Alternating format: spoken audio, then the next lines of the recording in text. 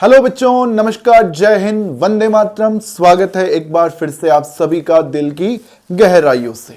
CA foundation मई 2025 exam को target करने वाले हमारे सभी बच्चे, आज का ये वीडियो आपके लिए होने वाला है। और कई बार जैसे बच्चे कहते हैं कि सर जनवरी का एग्जाम हो गया, सितंबर का एग्जाम भी जब हुआ तो हमने किस प्रकार से स्टूडेंट्स को तैयारी करवाई, क्योंकि जहां तक बच्चों के रिस्पॉन्सेस हमें मिले हैं, सितंबर वाला एग्जाम हो, जून वाला एग्जाम हो, हमारा जो जनवरी वाला एग्जाम हो, तो जो स्ट्रेटजीज हमने बच्चों के साथ शेयर करी थी वो सेम स्ट्रेटजी भाई मैं आप लोगों को यहां पर मैं बताना चाहूंगा। और कुछ मिस्टेक्स जो बच्चे पिछले अटेम्प्ट में कर गए, उसके पिछले अटेम्प्ट में कर गए, तो कुछ ना कुछ गलतियां बच्चों से हो जाती हैं, फिर बाद में फिर रियलाइज होता है कि यार काश हमने ये ना किया होता। उनके ऊपर भी बात करेंगे हम आज के इस वीडियो में, ताकि मई एग्जाम में जो आपका पेपर 3 है QA क्वांटिटेटिव एप्टीट्यूड, ये एग्जाम बेटा आपका ये पेपर आपका बहुत बढ़िया हो जाए, इसकी तैयारी आपकी अच्छे से हो जाए। तो देखिए अभी जैसे कि आपको मालूम है एग्जाम हमारा मिड मई में होने वाला है और टाइम अभी चल रहा है फरवरी का, फरवरी मार्च अप्रैल और फिर उसके बाद आधा महीना, लगभग 3.5 महीने का समय हमारे पास है।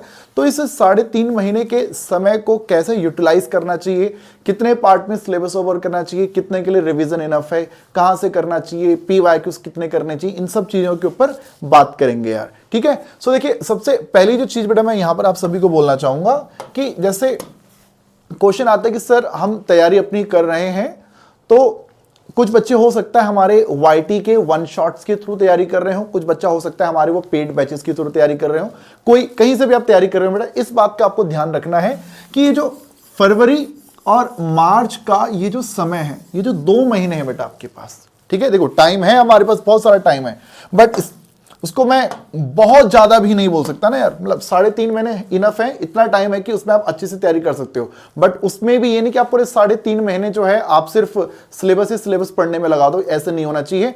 हमें इस बात का ध्यान रखना है कि जो फरवरी और जो मार्च, ये जो 2 महीने का जो टाइम है, इनफैक्ट इसमें आप आधा अप्रैल और आप जोड़ दो, हाफ अप्रैल भी आप इसमें ऐड कर दीजिए, तो लगभग 2.5 महीने का जो टाइम है ना बेटा, इस टाइम को आपने यूटिलाइज करना है अपने कंप्लीट सिलेबस को ढंग से पढ़ने में।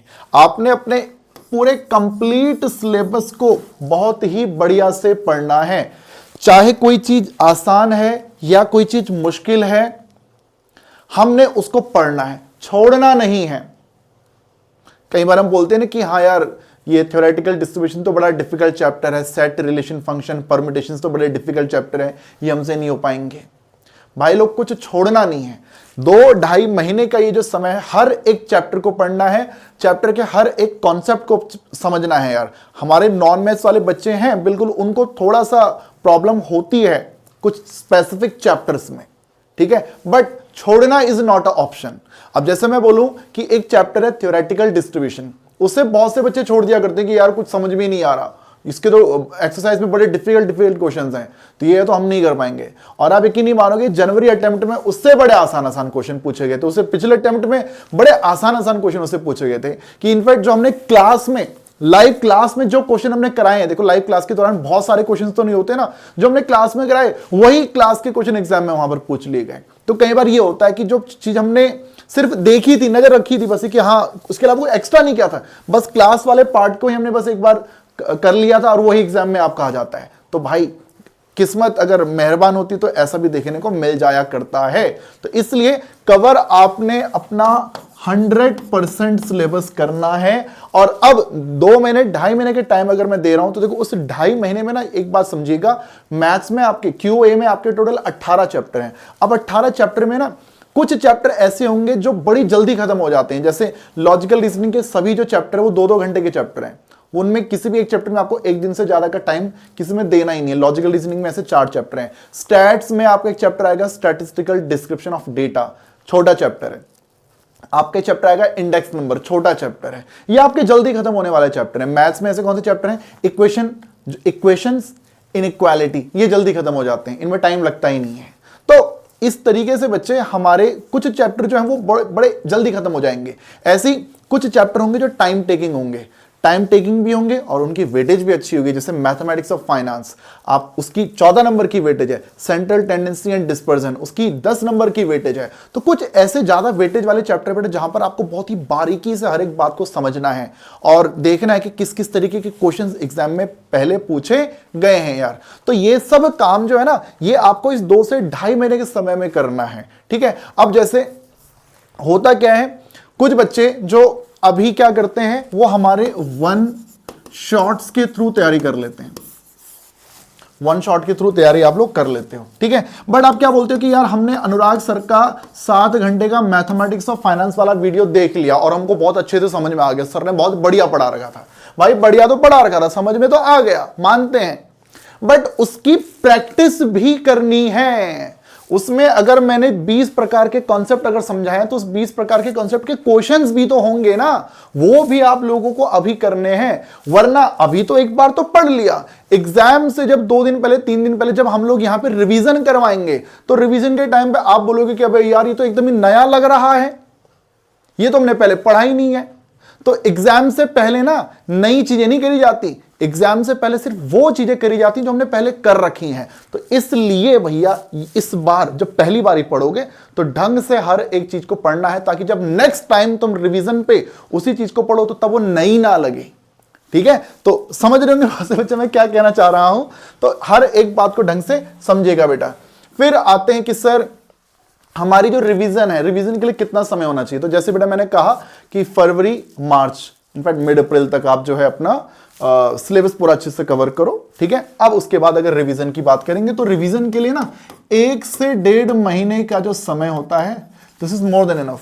इतने समय में रिवीजन बहुत ही अच्छे से करी जा सकती है, ठीक है। और यकीन नहीं करेंगे, मैंने जब से पीडब्ल्यू मैंने ज्वाइन किया तो जो सितंबर वाला अटेम्प्ट है उसमें मैंने संकट मोचन सीरीज के थ्रू मैंने 1.5 महीने में लाइव क्लासेस के थ्रू सभी चैप्टर वाईटी पे रिवाइज करवाए हैं, इसी सीए वाला चैनल पे। फिर हमने जनवरी बैच के में हमने बेटा अगस्त्या सीरीज चलाई और उसमें हमने पूरा कंप्लीट क्यूए पूरे 1.5 महीने के अंदर हमने पूरा अच्छे से डिटेल में ढंग से हमने यहाँ पे रिवाइज करवाया है।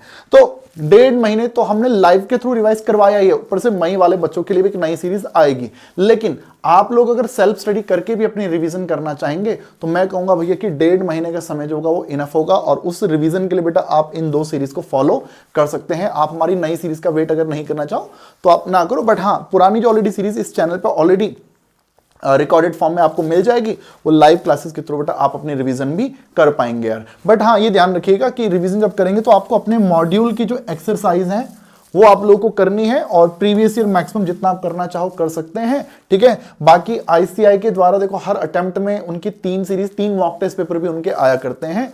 तो उन मॉक टेस्ट पेपर को भी बेटा जो है आप लोग जो आईसीआई वाले हैं वो अपने रिवीजन के टाइम पे बेटा आप लोग फिर बाद में बनाना चाहो तो बना सकते हैं बेटा, ठीक है। सो 1.5 महीने का समय, 1 से 1.5 महीने का समय बेटा आपका रिवीजन का रहेगा। तो अभी कई बार बच्चे कहते हैं कि सर यार अभी तो जो है क्या बोलते हैं टाइम बहुत ही कम बचा है, हम कैसे कर पाएंगे।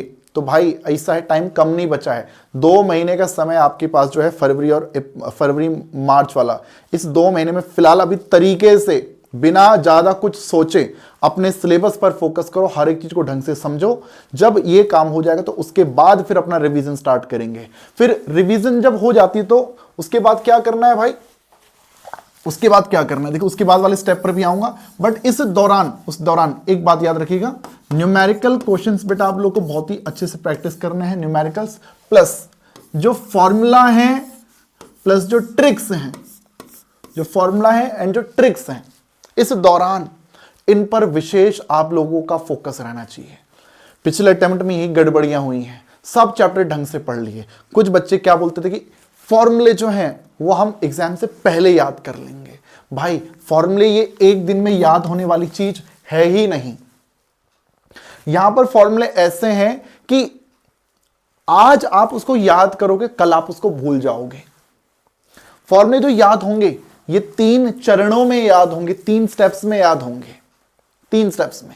आज आप स्टैटिस्टिक्स के फॉर्मूले याद करने बैठते हो, central tendency, dispersion, correlation, regression, index number, इनके फॉर्मूले आप याद करने बैठते हैं कि लास्ट पेरे में ये होता है, पास्ट में ये होता है, फिशर्स में ये होता है।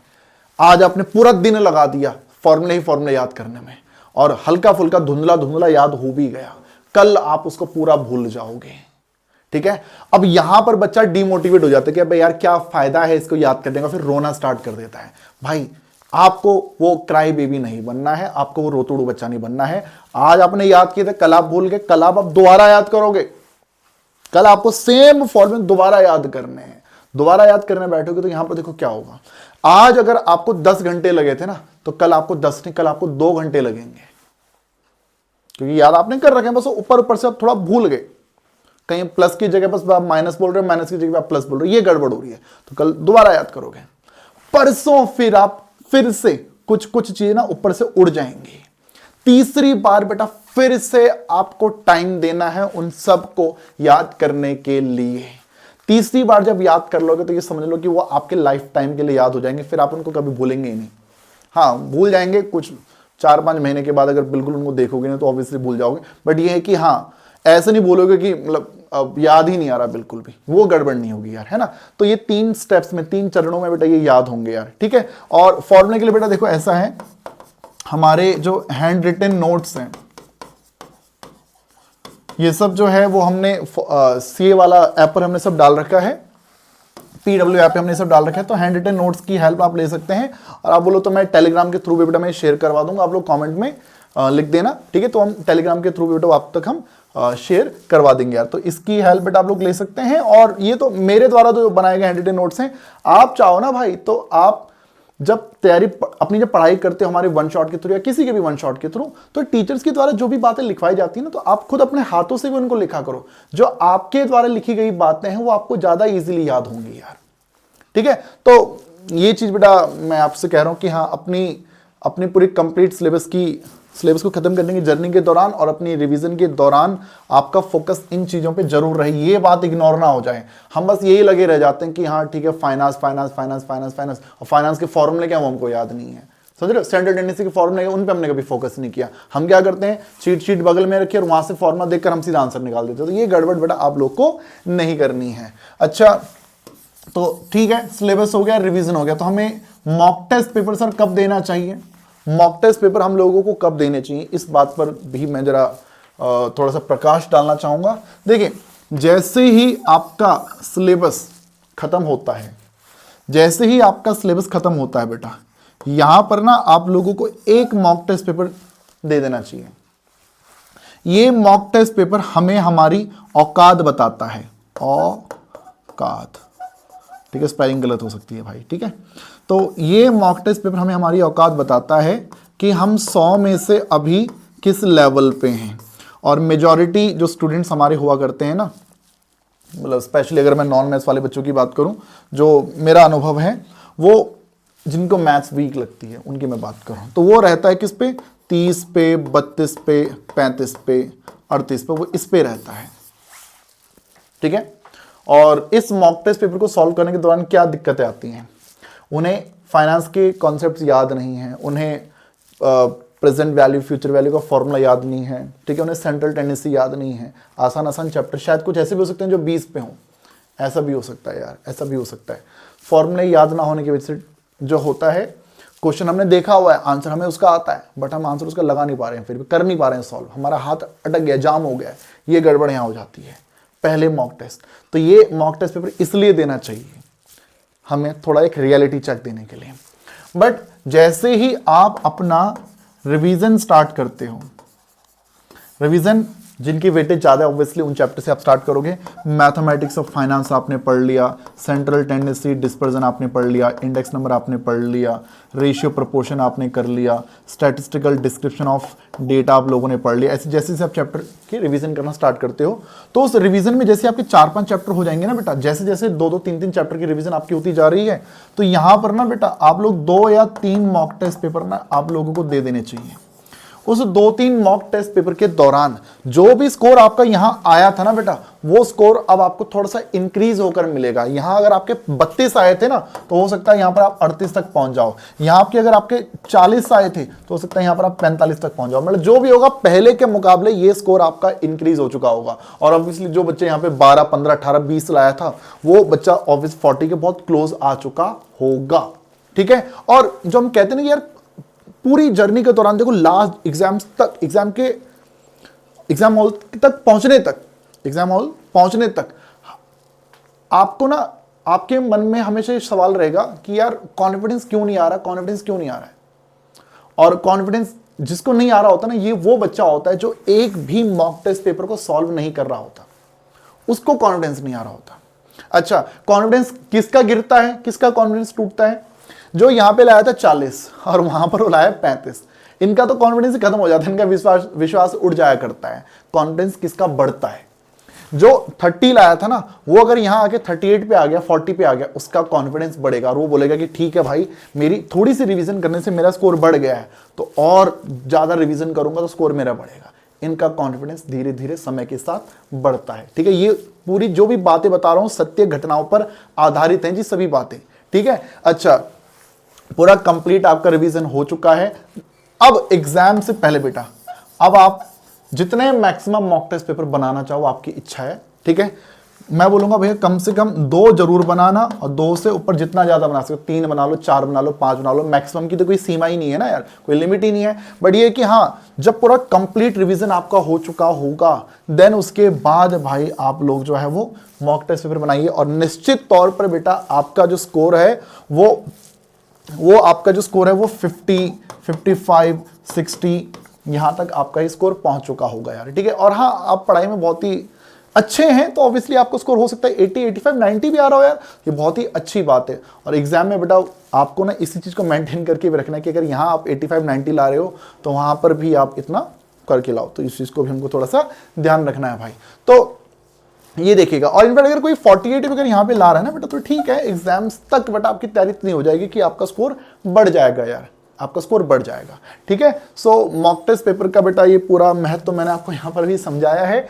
और जितने ज्यादा PYQs आप कर सको कर लो बेटा। जैसे कई बार होता है ना कि हाँ हमने सब चैप्टर रिवाइज कर लिया, अब क्या करें? तो भाई PYQs करते रहो, मॉक टेस्ट पेपर बनाते रहो। जो भी मॉक टेस्ट पेपर आप बनाते हो ना, उसको एक बार खुद से इवैल्यूएट भी करो। इवैल्यूएट लाइक कि मॉक टेस्ट पेपर में 100 क्वेश्चन आए थे और 100 में से आप 70 अटेम्प्ट कर पाए, 30 क्यों नहीं अटेम्प्ट कर पाए? क्या टाइम की कमी थी, या कोई चैप्टर के क्वेश्चन आपको मुश्किल लगे? उस चीज के ऊपर फिर काम करना है कि हाँ मुझसे जो है इक्वेशन के क्वेश्चंस नहीं बन पा रहे थे, या फिर हो सकता है मुझसे सेंट्रल टेंडेंसी के क्वेश्चन नहीं बन पा रहे थे। तो जो चैप्टर के क्वेश्चन आप नहीं बना पाए हो तो उसको फिर रिवाइज करो, फिर उसको एक बार दोबारा से रिवाइज मारो कि भैया कमी कहाँ रह गई, उसके PYQs बनाओ, उसके PYQs बनाओ। अब क्वेश्चन आता है सर PYQs किस चैप्टर के कहाँ तक के हमें बनाने चाहिए? तो जरा एक बात समझना, जैसे मैथमेटिक्स ऑफ फाइनेंस है, मैथमेटिक्स ऑफ फाइनेंस में हर साल लगभग 13 से 14 क्वेश्चन पूछे जा रहे हैं। पिछले 4 अटेम्प्ट से तो यही हो रहा है भाई, 14 क्वेश्चन आ रहे हैं, 14 क्वेश्चन। ठीक है, अब इस मैथमेटिक्स ऑफ फाइनेंस में अगर आपने पिछले 5 अटेम्प्ट के क्वेश्चन भी अगर आपने बना लिए, बस 5 अटेम्प्ट के भी क्वेश्चन अगर आपने बना लिए, तो ये समझ लो 14 × 5 आपने 70 PYQs बना दिए, है ना। और उन 70 PYQs में हर एक वैरायटी कवर हो जाती है। लेकिन वही अगर मैं बोलूं कि sir ratio, proportion, log, indices की अगर बात करी जाए तो इसके कितने हमें अटेम्प्ट के क्वेश्चन बनाने चाहिए? तो देखो, रेशियो, प्रोपोर्शन, लॉग, इंडाइसिस से जनरली एग्जाम में 4 से 5 क्वेश्चन पूछे जाते हैं। तो 70 क्वेश्चन और 4-5 क्वेश्चन मतलब कम है यार नंबर, है ना।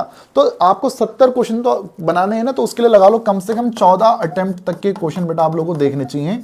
और 14 अटेम्प्ट लगाने यानी कि 2017-18 तक के क्वेश्चन आपको जरूर करने यहाँ से चाहिए।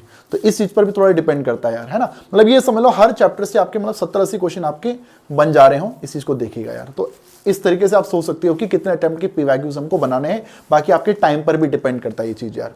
सो गाइस, इतना आप करते हैं तो निश्चित तौर पर बेटा आपका रिजल्ट अच्छा आएगा। और मैं 2016-17 से यार मैं CA फाउंडेशन वाले बच्चों को पढ़ा रहा हूँ, और मेरी यही स्ट्रेटजी रहा करती है कि टाइम पर बच्चों का सिलेबस ओवर करवा दो, और टाइम पर सिलेबस जैसे ओवर हो जाए उसके बाद लास्ट डे तक बच्चों के साथ बने रहो, बच्चों की रिवीजन लास्ट डे तक करवाते रहो। और इनफैक्ट जो मैथ्स के एग्जाम से पहले जो 1 दिन की छुट्टी होती है, उसमें पूरा कंप्लीट अपनी साइड से भी एक फाइनल रिवीजन बच्चों को दे दिया करो। तो वो आप जो है ये जो भी बातें मैं बोल रहा हूँ, ये आप हमारे इस चैनल के थ्रू देख भी सकते हैं कि ये सब चीज़ हमने यहाँ पर प्रोवाइड करी हैं यार। ठीक है, सो इतना होगा बेटा तो नहीं यार, निश्चित तौर पर पार जरूर लगेगी। और बाकी और भी कोई दिक्कत परेशानी लगती है तो ठीक है, वीडियोस तो हमारे भी आते ही रहेंगे यहाँ पर, बट अब स्टिल कमेंट के माध्यम से भी बेटा आप अपनी कोई भी संदेश मुझ तक पहुंचाना हो, टीम तक पहुंचाना हो, तो आप कमेंट्स के माध्यम से हम तक ये चीज़ भेज सकते हैं यार। सो आज की वीडियो को यहाँ पे करेंगे समाप्त। अपना बहुत ज़्यादा ध्यान रखिएगा। बाय बाय, जय हिंद।